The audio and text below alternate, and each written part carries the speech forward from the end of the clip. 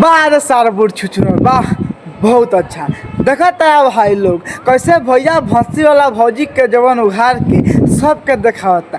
ए भैया एगो काम करो ना, जब भौजी ताहे का निके देतनू तो भेज दा हम लग कसम से इतना पेलम पिल के सारा मरिए जाए।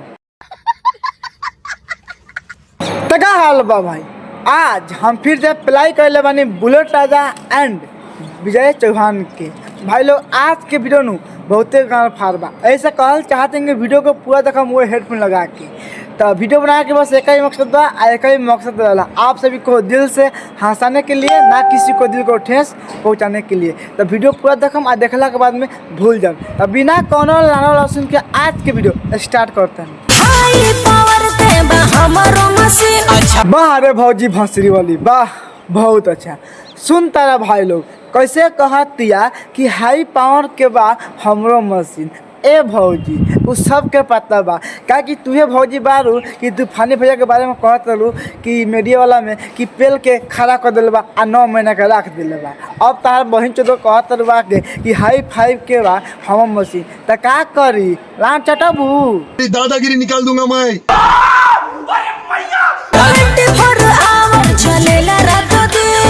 का कहत तारू गारंटी पूरा आवल चलो या रात दिन। ए भाई लोग कसम से कहत नहीं पता ना भौजी का ना का कहतिया हम समझ नहीं खियात। लेकिन एगो बात बा भौजी के देखला के बाद मन करता भौजी के जवानी नू पी जाए। जैसे भैया के आन लगा ना विजय चौहान के कि हम हमारा भता की जवानी पियता इनती भौजी के मन करता जवानी पी के असर मर जाइए।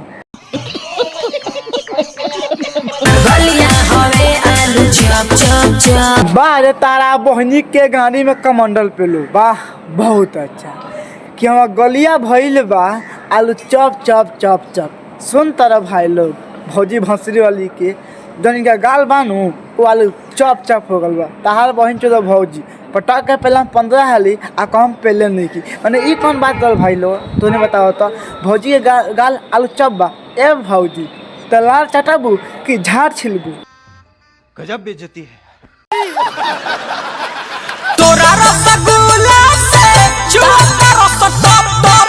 वाह रे भैया बुढ़ छुछुनर वाह बहुत अच्छा। सुन तारा भाई लोग कैसे कहता भैया भंसरी वाला कि तारा रसगुल्ला से चुअता रस टॉप टॉप टॉप। क्या बात है। ए भैया एगो काम कर जब भौजी के रसगुल्ला से टॉप टॉप चुअता रस नू तो पटक के भौजी के रस पी लो। अगर तारा नहीं पिए के मन तो हमें कह हम पटक के पी ली कि मोटा जा। तार बहिन चलो हक भंसरी वाला आपको भेज तेरे बस की बात नहीं।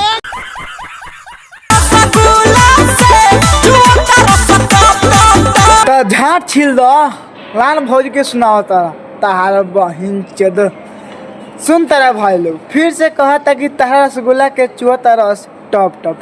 अरे भैया तारा पता बा भौजी पहले के दे के आल बे कोनो को आ नाम नहीं पता तो हम बताओ तन तूफानी लाल के जाके इंटरव्यू मंगी सोना पांडे आ तूफानी लाल के तूफानी लाल के कैसे भौजी कहे कि हाँ पेलते 9 महीना के रख दिले बा।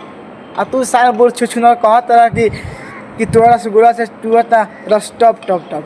अरे भौजी के जवानी में कुछो नहीं के बचल तोरो पहले वाला पेला अपन गर्मी शांत कर न पटा के हम पेलम नु हक देबो।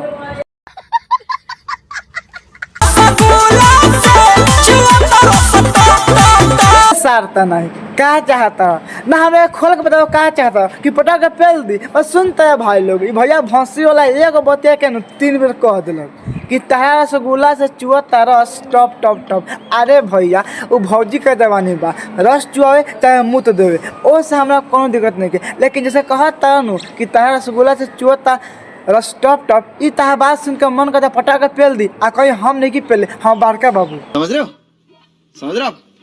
रहे हो ना। केहू पानी पियता। अच्छा केहू दारू पियता तो केहू पानी पियता। ए भौजी इस सब के पता बा कौन दारू पियला तो कौन पानी पियला एमे कोनो नया बात नहीं की।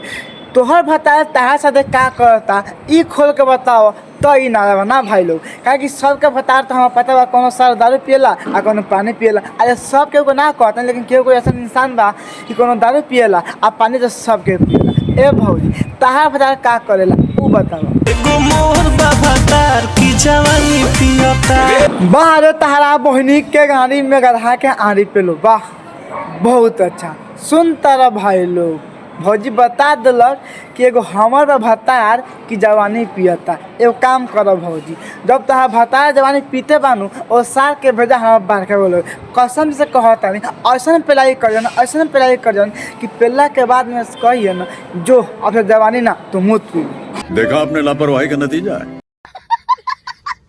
मोर भतार की जवानी पियता। अपटा के ना पेल देता तहार बहिन चोदो ना। भौजी के बकचोदी सुना भाई लोग, कैसे भौजी कहतिया कि एगो मोर भतार की जवानी पियता। सुन तरह सब एगो भतार दारू और पानी पियला, आ इनका भतार बानू तहन जवानी पियता। अब देखो भौजी तहार भतार बा जवानी पिए चाहे पटा के पेल देवे चाहे मतलब कुछ भी कर देवे, हमरा कोनो मतलब नहीं है। लेकिन जैसे कहत तारू नू कि केहू दारू पियता केहू पानी पियता, एगो हमर भतार जवानी पियता, ई तहार बात सुनला के बाद मन तक करता कूद के पेल दी 15 हाली, आ कहीं हम पेल ही नहीं खी।